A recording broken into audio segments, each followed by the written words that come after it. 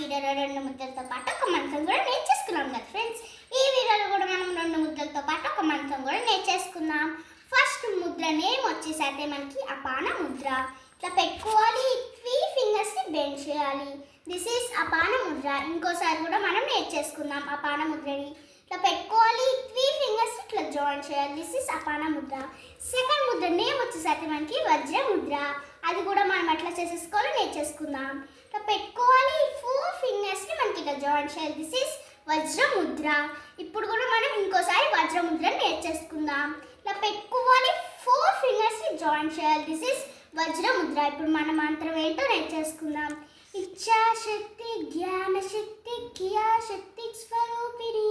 ఇంకోసారి కూడా మనం నేర్చేసుకుందాం.